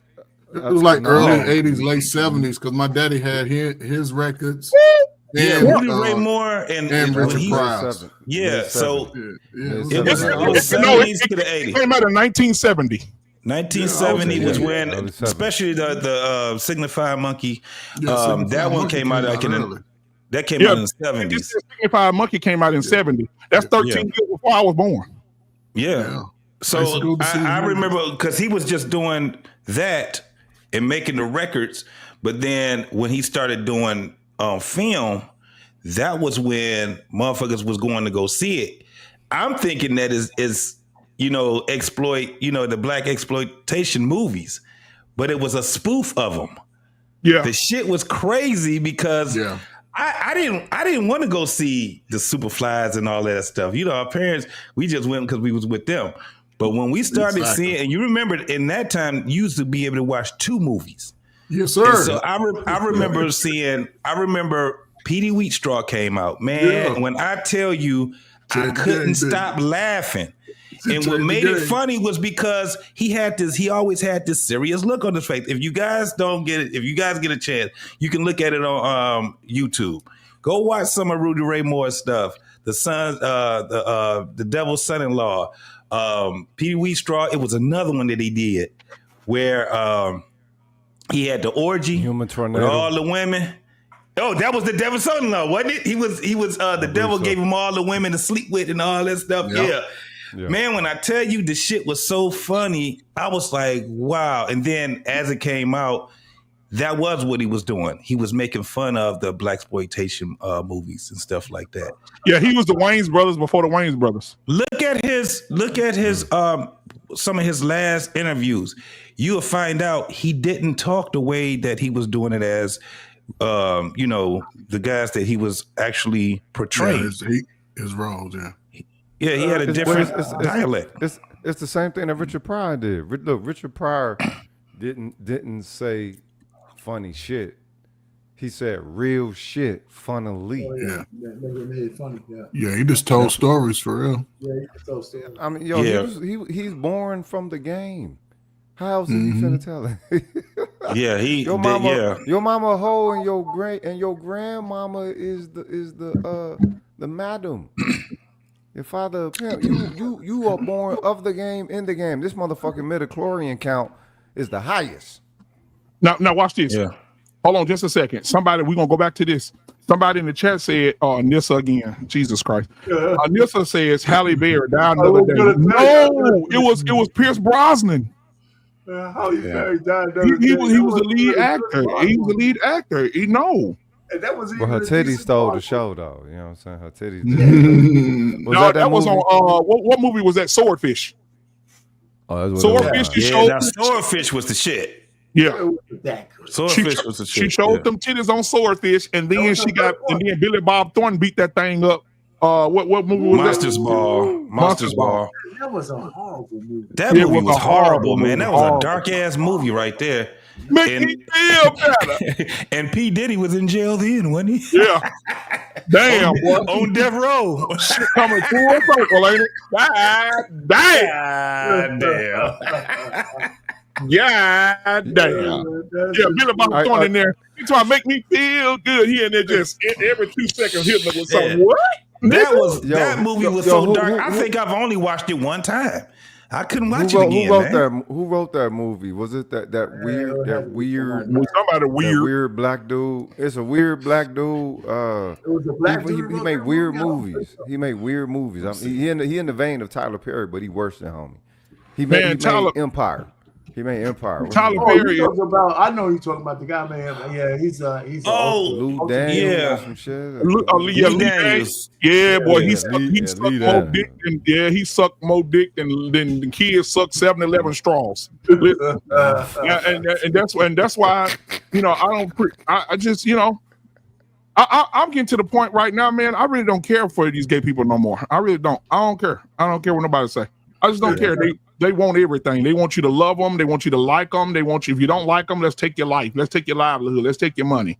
Let's take everything. They gotta turn this motherfucker into Rome, dog. That's look. They've been doing it the whole time. They just got to get everybody cool with them doing all this shit in the open. And you see how they distorting all of naturality. A woman ain't a woman no motherfucking more, but because a white man wanted to say, I want to be a white bitch. It's like, all right, yo, you want to be your bitch too, huh, Peckerwood? You want to be everybody, including your bitch. That wasn't Lee Daniels that wrote Monsters Ball. Entertainment before we go down into the gay shit. He produced it. Before we go down in that dark hole, I think. Pause. Well, it's a dark ass hole back there. Pause, nigga. It's a dark ass hole. It's a dark hole. I have to help you on that one, nigga. God damn. Funky. I'm just trying to say the conversation about entertainment. Jesus. That channel stoppers. I mean, this like when we're talking about the fact that if the black what black actress is in a classic flick, right? I think, like, for example, that was a good conversation, and I'm glad it went off into the way we went off into it, because there's a lot of shit that I like, because I watch a lot of different shows. Like, if you like HBO, if you ever saw True Detective season 1, yeah, the greatest fucking seasons I've ever seen in terms of two detectives who didn't like each other, who had to solve a case. That was a great ass series. It was really great. So I like that. That's kind of how they get y'all to like police. Taraji P. Henson, like her or hate her, her best work was actually Person of Interest. What was that about? When she left that, it was a TV show. Yeah. And when she left, she had to come when I think it was 3 seasons, and then they killed her off, and she had to do a tour. Oh yeah, she sure did. To tell people why she left, because people were so upset that she left the show. Mm-hmm. That's when people are clamoring for you like that. That's to me, that's the pinnacle of success. Yeah. Did they get Holly weird for her, and that's why she left?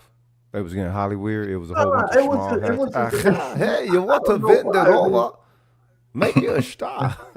But I like some of that kind of stuff. Damn. Anyway, y'all are making me realize room. that I need to change my life. Y'all making me realize I need to change my life because I'm realizing that I've been the oldest guy in the room too many times because I don't know what the fuck y'all talking about. Hey, you're supposed to create a dynamic for the future. Don't forget about the old shit. I mean, I'm just saying, like, clearly I need to be around more older people because, fam, I'm Googling stuff as y'all talking, and I'm looking at it like, yep, never seen that. Yep, don't know who that is. Hey man, after Gen X, man, listen. After Gen X, man, since the crack era, man, y'all miss all that good shit. Cause this PD Weech y'all girl, I miss found it, it on YouTube. We got a full movie on YouTube. I definitely plan on watching this shit. Rudy Ray Moore, 1977. man. Yeah. Rudy Ray Moore, he got his credit at the end. He changed the game. You know what I'm saying? He got his credit at the end. I think Eddie Murphy did sort of a rendition of it a few years ago. Yeah, you can. No, he did a biopic, and he did. It's on. You can still go watch it on Netflix. It's great, man. It's good. It's dope. It is. What is producing some of his own movies? Eddie Murphy on Netflix? Yeah. Eddie Murphy moving around, he get that money. Oh yeah, he got shit. Eddie Murphy got like 4 movies on Netflix. He getting Netflix money. He got, which I didn't really like it, but he got and I hate that they mess with the damn franchise. But what's the shit? He been a cop. Beverly Hills Cop. Beverly Hills Cop. They should have left. They should have left that shit alone, man. He did a fourth one, right? He did they should have left that shit alone, man. They should have left it did alone. another one? Wally World. Yeah. Was that the one with Wally World? No. Wally World was 3.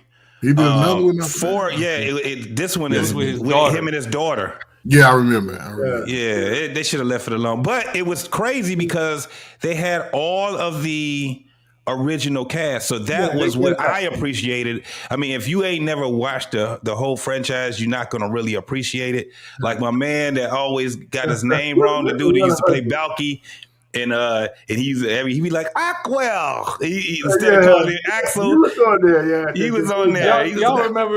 Y'all remember watching that Mike Tyson fight and just looking how old he looked trying to hit Jake Paul? That's what it looked like watching these old ass niggas in this movie. That's what it looked like watching these old ass niggas. It's kind of like you have to be able to appreciate if you followed it, and then that's what I appreciated to see. Look. Some of those stories they need to put a fucking closure on, man. You don't just keep shit going just to keep it going. You make some new shit, but the thing is, when you make new stuff, then that's what tends to shift the status quo, and then they're not permitted to do that. Hence, Tyler Perry making the same thing over and over and over and over. Oh yeah, man. Because he gonna make money on it. And low overhead, high return, just by changing a couple of words in the script. Yeah. Tyler Perry, man, his time is up. I'm sick of him. His mother. He need to make a movie. Tell that the black women. He need to make another movie called My Mother Was a Whore. Okay. Yeah, if you make a movie like that should have been just My dope as Mother hell. Was a Whore, and I'll go see that. Wait. My Mother Was a Whore is not it.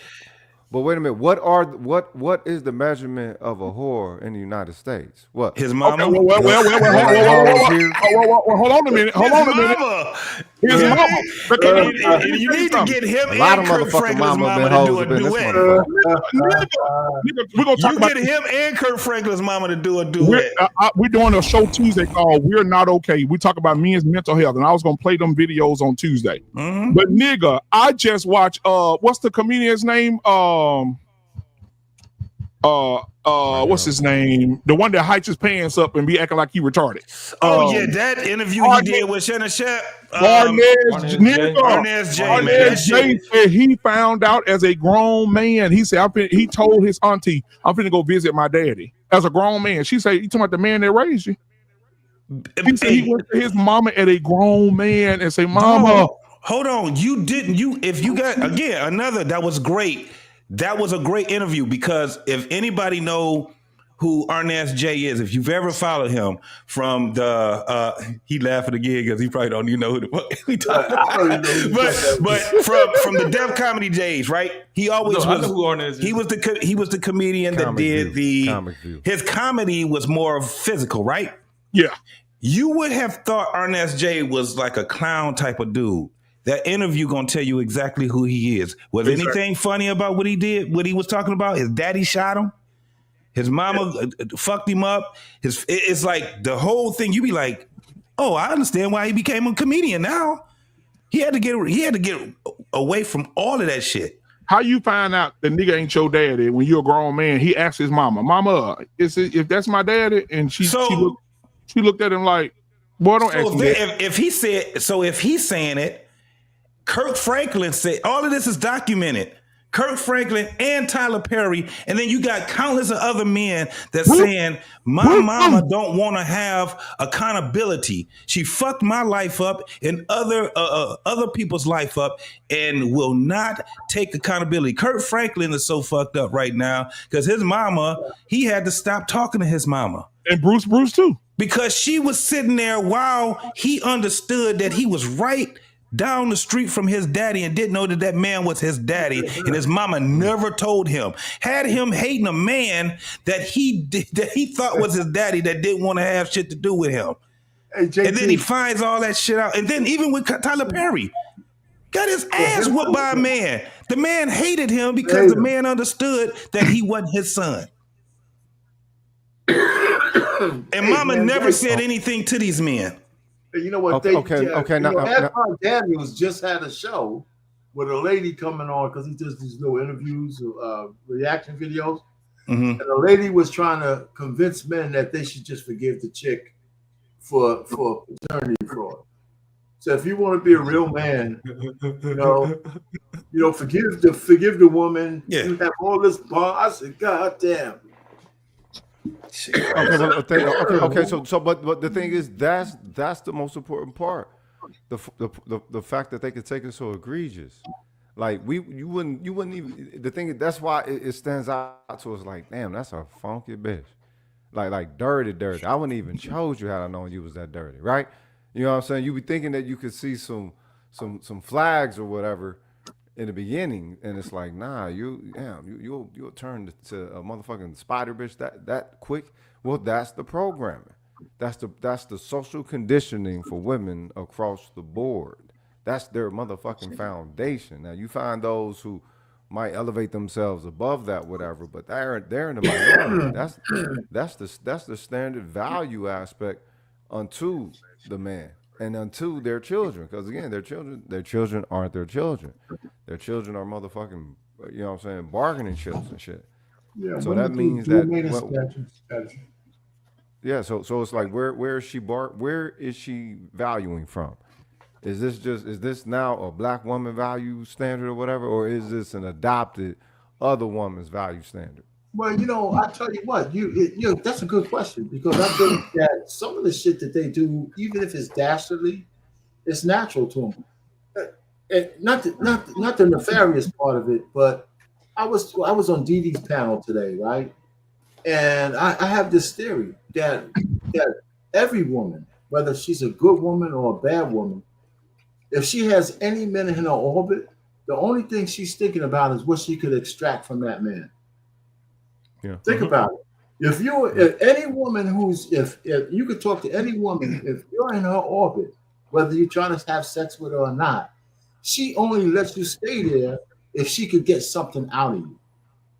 Whether it's a conversation, whether it's fixing some shit, whether it's moving some shit, whether it's banging her out if you're the maintenance man, whether it, and it doesn't always have to be nefarious, but just think about it, because Dee Dee had to think about it. I said, well, okay, if there was a man in your orbit before you were married, or if he didn't have no use for you, did you have those guys in your orbit? No. Most women, if they have a guy in their orbit, she's extracting some energy from this guy, or else he wouldn't be there. They're operating on a transactional intention again, because that's the social conditioning. They value you as a motherfucking. I don't think it's a social condition. No, it's a natural condition. Yeah, I think it's a natural. But you know who understands it? No, you know who really understands that? Pimps. They understand that women are tools to extract. And so that's how they would use them. It goes from that, it's like the natural proclivity of a woman. Pimps actually understand that. You can't get a pimp to go and just get money from a nigga. How you gonna do that? I mean, get women. The thing is, pimps understand that the intention of the woman, depending on if she hiding the pants or not. Like most of them hiding the pants, they're not just out there homing just for the dough. A lot of them, you know what I'm saying, they want that rush and everything as well. So it's like, all right, he's saying that this is a way to capitalize off the situation. It's like if she's gonna put herself out there, then she's gonna put herself out there. It's not. Yeah, but I'm not talking about like today's. I'm talking about an actual, authentic, thorough pimp. He does not get a woman that knows. He gets them lost, right? Yeah, I want to raise it. It's not just sex. I'm talking about. I'm not talking about sex. I'm talking about the listen. Well, pimp wants his woman to go get money from selling sex to a dude. No. I'm on the standpoint of what you're saying, RP. And I'm all just the saying hoes that the ain't pimp lost. understands. Some of those hoes are conscious of exactly what they doing, not on drugs, not motherfucking drinking, and out there selling that motherfucking monkey. No, listen, those ain't good. Those ain't good hoes. Those ain't gonna never be a bottom bitch. The bottom bitch is a woman that can, and this is some real shit. This ain't even funny. A man can, if you think about the psychology of this, you go out there, sell your body, get the money, and give all the money to him. You gotta be a lost bitch to be able to do some shit like that. What you talking about? You can't be a woman with the wherewithal to sit back and say, I could do it myself. You know why? Because you end up being with these lost assholes he is right now. This is why they so fucking lost. I was taken underwing by those who was in the game at a very early age and showed and showcased the game and seen everything behind the scenes and everything. And it wasn't none of the shit that they try to project to y'all out there as the stereotypical broken bitch that's just out there doing that. That is business. First and foremost, it's business. Them chicks know what they're doing. What I was saying and brought it down to whores and pimps. I'm saying that a regular fucking woman, whether she's a whore or not, if she has men in her orbit, she's extracting something from that guy. It's not necessarily sex. Women don't have guys in their orbit unless she sees that guy benefiting her. Whether it's a conversation. When you guys are talking about pimps and hoes, I'm not talking about pimps and hoes. Yeah, no. But I don't know why not. What you're not understanding is that when the woman approach off a transaction right off the bat, that is trick hoe dynamic. So she might be. That's why I say the social conditioning. A lot of these chicks. We're not talking about the same thing because I'm not talking. No, you are talking about the same thing. Because why do you think you got these young hoes out here now talking about you got to have 6 figures and shit? Yeah, bitch, you ain't done nothing in the motherfucking world. That's what I was getting ready to get to. Offering you motherfucking 6 figures. That's trick hoe dynamics. Even though they not whores. Even though they're not whores, the archetype of a hoe has been put out there and projected as one of prestige for women. It is now a different elevation of or evolution of a social archetype. Yes. You got to accept that. And son, this is the problem with a lot of these goddamn dudes out here, those Shannon Sharps, those basketball players, they sit back and fuck with hoes and trying to act like hoes are not regular women. They don't understand the psychology of these women. Just like what you just said, RP, they're going to try to extract something from your ass. Attention, your time, money, all these different things. That's why pimps were so much a good dudes that was in the middle of that, because guess what they used to do? Protect the trick and the hoe. They were the brokers. You cannot try to be a dude that's a whoremonger and you trying to turn these hoes into girlfriends. That's the problem that they got. You let them know too goddamn much. And that's the problem. They trying to turn the hoes into a housewife. They don't keep this shit separate. And that's the thing. Guys are messing up the rules of the game. Guys are allowing the women to get ahead of them and they running behind them talking about I'm just not gonna say it. You just make me mad. Fuck that. If that's where you meet her, that's how you gotta treat her. But again, it's a different breed of guys, man. And that's where we're gonna lose, man. Everybody don't have the sauce for that though. There, I was just understand finna say, that. you don't The sauce not comes every from look. the daddy. No, but wait a minute. If you have to be dipped and buttered in the sauce in order just to achieve a balance, a basic equilibrium, that means that shit is already toxic to begin with. That's why you got everybody now talking game and doing this black manispherian red pilling and shit. Everybody talking, they courting, but they're not talking families and they're not talking communities. They're talking whatever this new age courting shit, trick, hoe dynamics. Yeah. What you bring Yes. to the table. I told them motherfuckers day one as soon as they said that shit. Hey, y'all, this is some sucker shit in here. It was some sucker shit in KS's model that he put out there, Kevin Samuel. And it's like, nah, dog. Oh, we're not gonna disrespect the brother Kevin now, is we? Ain't no disrespect. Hey, I come from the same place that nigga was in, cuz. I remember the nigga only had 120 subscribers. I'm saying, but tell me what you disagree with It's about not- Kevin. because he has some sucker shit involved in there. The Like way of the whole thing of I'm worth six figures. I'm worth this. So this is the worth that you should ascribe to me of why I should be worthy of respect. A lot of them niggas was in there begging for motherfucking respect as opposed to with going more as opposed to going SYSBM and before they're using the passport bro thing, you know what I'm saying? You have motherfuckers talking about it and going for their fucking happiness where they know they got access at and where they know that the chicks are fucking choosing. A lot of these motherfuckers just got some crowd when they jaw about black women. A lot of them motherfuckers didn't want black women, couldn't get black women or whatever. Never had a motherfucking black woman to be adhered to their word. So it was a lot of suckerism in that shit as well. Yeah, Rogan, I ain't Rogan, saying they can I was ask you totally something? wrong. Let me Yeah. ask you something on your point, because I'm not necessarily disagreeing with you. Because he said, you know what he did? He was trying to set a standard. Maybe we don't agree with the standard he set, right? And because then there's some wiggle room in there because the standard he set we could debate about. But until Kevin Samuels, most men weren't talking about men having standards. So he was trying to set a standard, right? And we don't have to agree with the standard, six figures and all that other kind of stuff. But it's kind of funny on that whole point about setting standards. Whether you like a standard or not, because it didn't have to be that high. A standard doesn't have to be that high to be a standard. Right. But you know what? I'm gonna say this, and maybe people might think I was crazy. I saw a video of 60 guys saying, "Oh Lord have mercy." The reason why most black women are fat as hell is because black men don't have no standards. And she went on to explain that, and it made a lot of sense. No, but right? So what I'm saying is, I hear what you're saying, and you could disagree with his standard and the way he was hard over on that.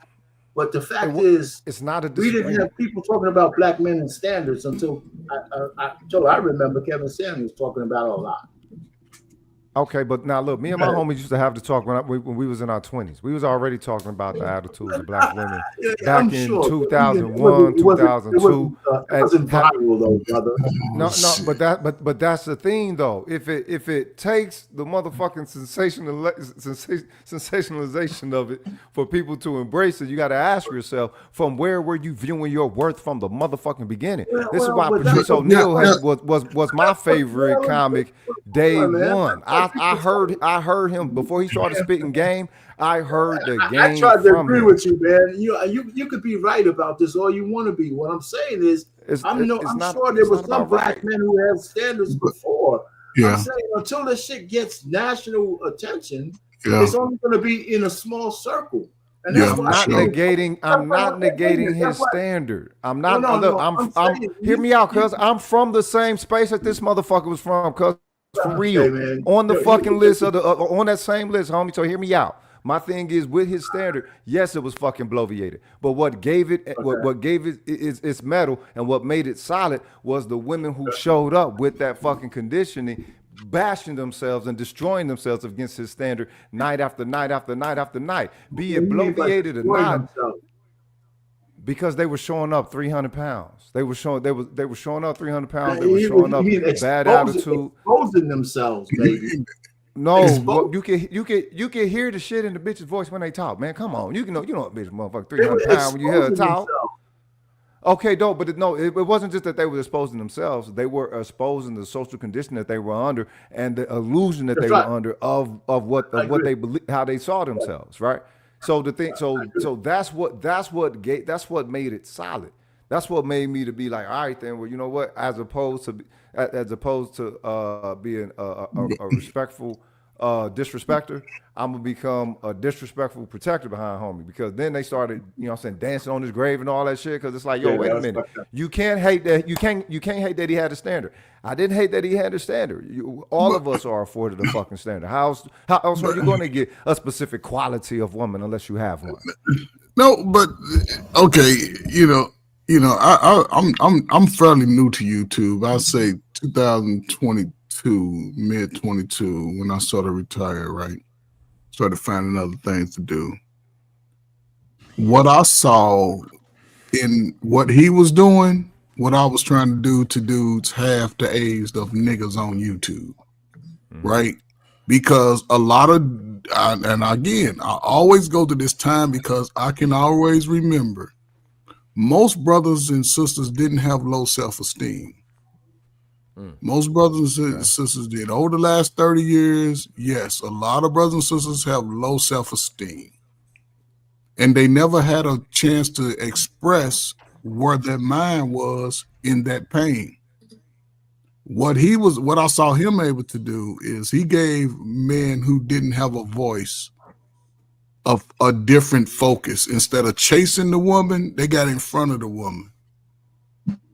And for me, it's going to help over the next 5 to 10 years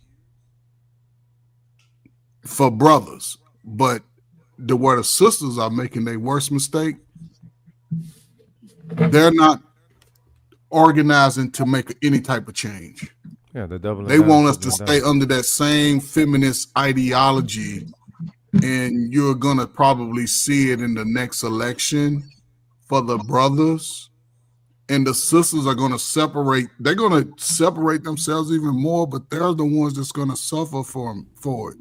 Brothers can be unique to the world, and brothers are starting to rethink their ideologies on how they deal with women, how they dealing with their own lives. Brothers are starting to try to, and it takes time. I can see it took us 40 years to get here, 60 years to get here. It might take, none of us might not see it, hopefully. But the brothers that do understand it and starting to engage more with that young boy, that young son, because remember, it's bad to be a stepdaddy. Hell yeah, we seeing those results. Hell yeah. You have a child, get a DNA. Take yourself, swab your son when you great, take him to the pizza place, swab all that shit, make sure he your seed. Walmart sell the kit for $25, you can get the results for $150. And if you, but here's the time, it's a unique time. He had a harsh way of saying it because Gen X, we don't give a fuck about y'all feelings. I'm just saying, we get out of your feelings when you're dealing with men in the world. Tell your feelings to your loved ones. But who the hell is this nigga you feel the need to entertain? He was sort of exposing the women's mindset, like you said, but he was also giving that brother who been told he was ugly, he ain't shit, he broke, he all that. Then the boys start evaluating himself like, you know what? I ain't really broke. I ain't got no fucking debt. I just don't buy shit. I don't waste money on, I don't buy $3,000 mustaches and afros and bullshit. So I think over the next 3 to 5, you'll see a bigger difference in the brothers and the women. You see what's happening to them. We're already there, though. The thing is that his perspective is now become the social norm of how people have discourse over, courting and whether one is marriageable or not. The courting part, I don't believe that we're doing it correctly. That courting, and I don't think anybody actually understands what courting even entails, right? Because we use the word courting, and it's no different than dating, right? So courting, basically, there's a participation with the whole family. Your whole community is what courting is about. Dating is actually to find the person that you would want to get to the next step of courting. And that's meeting my mom, meeting my father, my brother, meeting, cousins. I meet your side of the family, and we build them around the things that we're trying to accomplish, right? And that's to help build the community. And the way that we would do that is that we would get to a point of marriage and having kids, and then we'll build from there, and so on and so forth. Wash, rinse, repeat. That's not what's happening. What you got is a bunch of motherfuckers that's talking about what's their ideal person, that 6 figures, 6'6", and all that crazy shit. And then you ask the men, what type of woman are they getting? Because a man don't have to tell what his criteria is. He go and he look and he see it. We don't have to go on dating shows and tell somebody the type of woman. That's why you don't see a whole bunch of men doing that shit. Because we got to figure that, we got to feel that shit the fuck out. We have to actually look at the women that we're in tune with. But that's what Red Pill has converted all of this into. Remember, you got to remember, all this started with the whole so-called educated lane, the perspective of the educated lane. This is what they were saying way back in 2007, right? And you heard them having limitations, if you will, over not being, being measured, I guess, outside of what they perceived that their worth was, seeing that, all right, part of STEM, technology, engineering, and math. So that means that if I'm valued like this within the system, she should be valuing me like this in the system. And so it's like, okay, but they were considered educated lane. This is where Kevin Samuel came in, where BGS said that he brought him in to try to see if he could get these cats a little bit of coordination. That's why he started off with the clothing and the scents, because a lot of those cats in there were square as fuck, educated lanes, right? All right, they had the degrees, they got the skill set of I guess a formal education, but when it came to the women that they desired, hence why they talk shit about Pookie and fucking Ray Ray, they didn't have the cultural connection. They didn't have none of the idiosyncrasies that they would need in order to pull a woman like that. But they desired her. And so it's like, okay, he like, stop. Other women of the world are choosing, and this is why they choose. And these are the qualities that you could potentially see yourself of, and I guess hold yourself to a higher level than an educated lane. And that became the blueprint, and everybody started running with that. And they're not running with it in the same way as KS was. KS was making families behind the scenes. A lot of people thought it was just a dating show and all that. This dude, I ain't even a Christian. Homie was making Christian, spiritual-based, economic, black excellent-based families behind the scenes. So it wasn't just him, you know what I'm saying, I guess chastising women and, you know what I'm saying, reading them, you know what I'm saying, the riot act or whatever.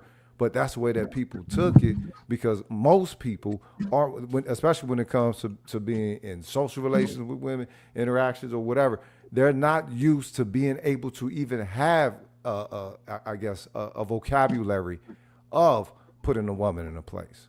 And that shit, and that's what Red Pill then became, this back and forth new age fucking gender war shit. So no, you're right. It's not where it needs to be. And no, it's not courting. It's trick hoe dynamics. Yeah, I agree. Well, go ahead. I'm listening to this. So does everything just break down to pussy? It feels like everything just break down to pussy. Nah, it's ego. This is what it is now. It's just ego. Cause pussy out there. Pussy always gonna be there. Yeah. I mean, pussy always gonna be there. Yeah, when you figure out the damn Da Vinci Code, I mean, pussy's just always gonna be there. You just gotta be used to getting it on a regular.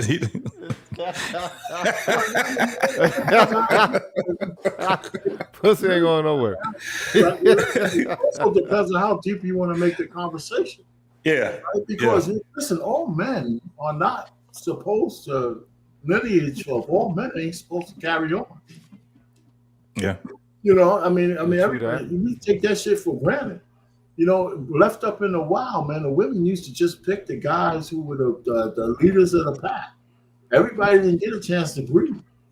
You know, so I mean, if we want to put it down to its lowest brass tacks, without the absence of laws, with the absence of cultural mores and religion, if we were just people in the field, nature would take care of the pecking order.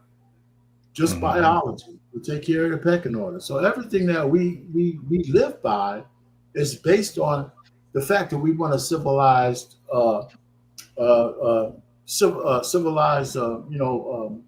community. And here's the thing, man. I'd like to say that what men don't get enough credit for is that a lot of things we do to have a civilized society is to make sure women are relatively safe within it. You know, I mean, that's why we have, I was asked, I tease my white friends that I know about this. I said, you fucking guys have conquered the whole world. And so in the last 50 years, y'all just said, we will conquistadors and all this shit. And in the last 50 years, you gave all that power to women. What the fuck are y'all doing? Right? And that's exactly right. So when the 19th Amendment passed, nobody really did an analysis of how women would vote. You know what I'm saying? And a lot of the shit that we're going through is because women have more power than they actually are accountable for. But you know what? Exactly. Let me just say this one thing. Let me just say this one thing real quick. Okay. One example: the fact that women can vote to have men go to die in war, but they don't have to sign up for selective service. Is all you need to know. And let me say this: the Roosters. I'm gonna tell you this: the Roosters are coming home to roost. And we're gonna talk about that. But listen, guys, it's 22. You guys watching? Listen, we're coming to an end of this show because we have Barbershop After Hours right after this one. So listen, don't go nowhere. But look in the chat. You'll see that we're about to go live again, or you can come back to Black Men Unfiltered Network and just hit the live because we're about to go Barbershop the After Hours, right? And then and we'll continue this conversation because I want to get into Corey Holcomb. If you know who Corey is, we talked about him earlier. He did an entire segment that we're gonna watch on the After Hours about the chickens coming home to roost, and the women losing everything. And he posted 160,000 jobs that Black women had. They lost them in April of this year. Did y'all know that? 106,000. Black women lost 160,000 jobs in April. To automation. Yep. So they're gonna have to go to. That's good. Yeah, they're gonna have to. Yeah. So we're gonna talk about that. But guys, all 22, you guys that are here right now, go ahead and click the link in the chat. If you can't click the link in the chat to go to the YouTube to go to the next YouTube that we're about to do, you can just come back to Black Men Unfiltered Network and do that, guys. I already put the link in the back for you guys to join in our next show, the Barbershop After Hours. So I'll see you guys there. All right. So we'll see you guys in probably 60 seconds. All right. Here we go. We out.